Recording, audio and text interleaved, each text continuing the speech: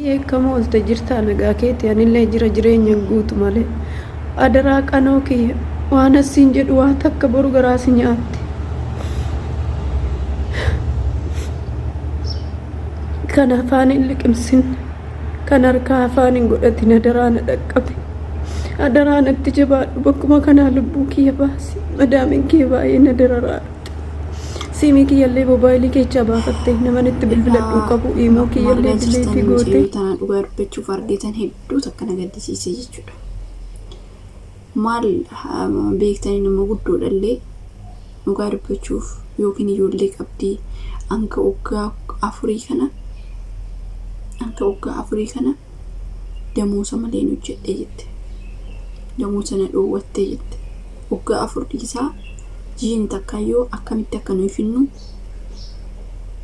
ummataatu namatti zoora dhugaa dubbachuuf hedduu takka na gaddisiiste.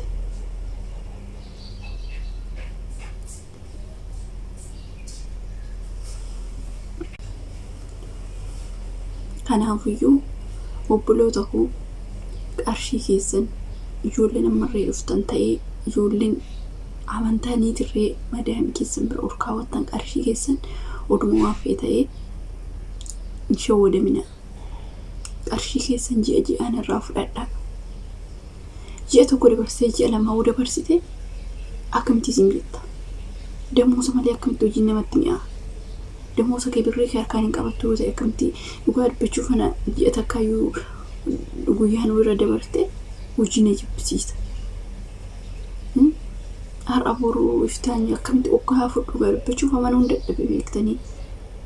Waggaa afur jechuu dhiisati jiin takka lima akkam nasaa biroo hojjetti.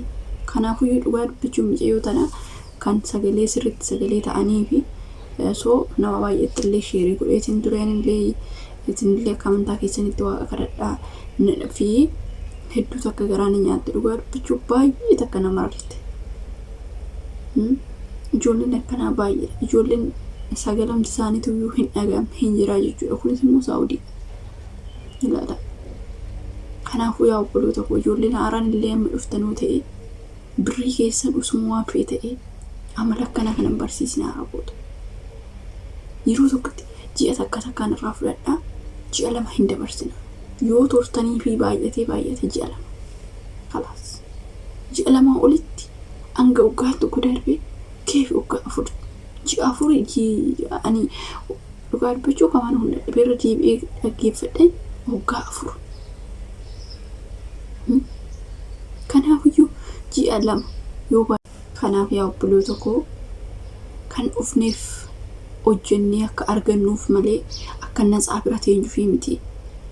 Akka hojjennee of jijjiiruuf maatii keenyallee jijjiiruuf yookaan immoo ilmooteenyallee isaan fayyaduudhaaf yookiin haadha ilmoo qabdii isaan marree gargaaruudhaaf kan isheen dhufte. Araboonni takka gooyii haddu. Kanaafiyyuu biraa deema qayyaradhaa. Amma bilbila qabaattee dhiisiti nama baay'eetti bilbilattee si gargaaruu danda'u wanti sim jette immoo wanti fidu tokkollee hin jiru jechuudha. Damoosa waggaa afurii kana naamanii hin dhabdu yoo kenneef jettee kaaddeen alatti inuma fudhattii jechuudha. Walitti herreegamee miila darbe micayyoon wayii waggaa 3 isheen illee waggaa tokko moo waggaa 3 jedhan walitti herreegamee riyaala 100,000 riyaala 100,000 walitti herreegamee kan kennameef jechuudha micayyoo sanii bakka tokkotti.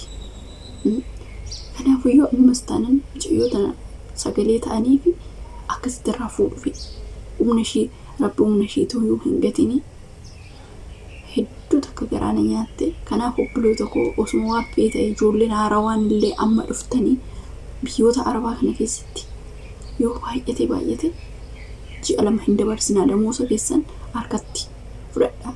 Barbaaddan itti argachuu dandeessu. Hin hojjettu hojii keessa irratti kuratii kennita garuu immoo damoosa keetti irratti abadan illaafiniifi gara yoo si argite tole si hojjisiifachuu barbaaddi. Sigalee kanaafuu abadan damoosa keetti irratti sodaata akka malee damoosa kee fudhattana isaa hojjettaa firee indee maaf biyya baate ergasu. Kanaafiyyuu yoo baay'atee akkam baay'ate jalama eeggattaa fi obsitee isaan alatti ji'a sadaffaa ji'a afuraffaa maalis yoo yeellam hin jiru waan akkasii hin jiru. Booda akkasii similaan milchitee si dhoowwatti carraashumaa jechuudha. Isinii galee kanaaf dammuusa keessan seeran hojii keessanillee kuratiitti kennaa dammuusa keessanitirree akkasumatti afaan guuttatanii dubbachuu dandeessu.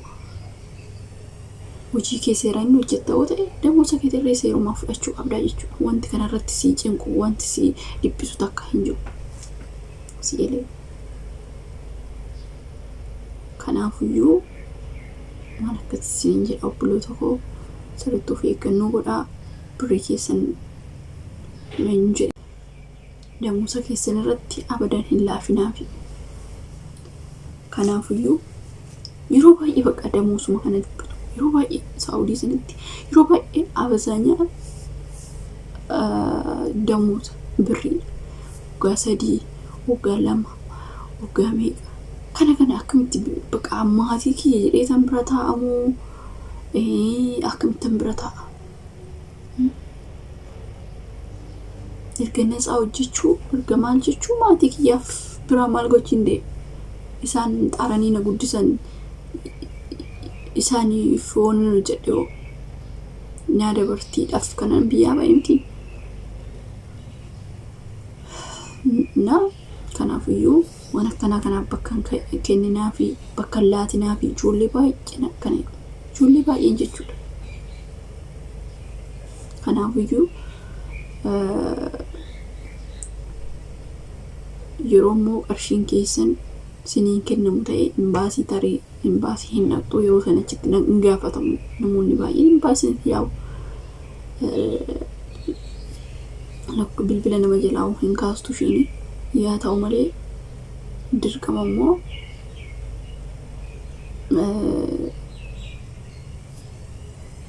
namatti irree namni akka sagalee sii ta'uuf namootaaf ibsa godhuufii qabda. Sirriitti waan akkanaan na dhoowwatame dammuusni hinaa kaffalamaan jiru jettee achuma teesseetu yoo namoota yoo himatte namni sun sagalee sii ta'uu danda'a jechuudha. Si galee kanaafiyyuu akkuma ijoollee kanaaf irraa fuudhametti waggaa 3 bakka tokkotti kaffalchiisu jechuudha isaan. Akkasii obboleettii keenyas immoo rabbi birrii isheetirree humna isheetillee hin gatinii harka dheeraa fa'aa fuudhu fi kanaaf ijoolleen biraa immoo birrii keessan gaafa ji'a 2 irra dabarsanii siinii kennuu didan iyyachuu qabdu jechuudha. Bira taa'uu hin qabdan. Jechattan baay'ee jechattan deema jettee zimittee hojjetta. Dammuusni sii kaffalamaan jiru. Seeraan dammuusa keessii kennaan jirtu. Zim jedhee bira taa'uu hin qabu jechuudha. Iyyachuun qaba. Namatti iyyachuun qaba. Malee zim jedheetu calliseetuma immoo bakka beektanii mucayyoo tana tarii waan ta'etti gooteetuma danasseessite malee namni jaalatee dhugaa kana hunda taa'u. Dhugaa dubbachuuf daa'imti xiqqoon xiqquma yoo osoo taate nama jabaa dhiisa ta'u akkanatti zim jedhee dhugaa furmulu biraan taa'u jechuudha. Aalamni dammuus na akkasii turtii gaarii qabaadhaa nagaa.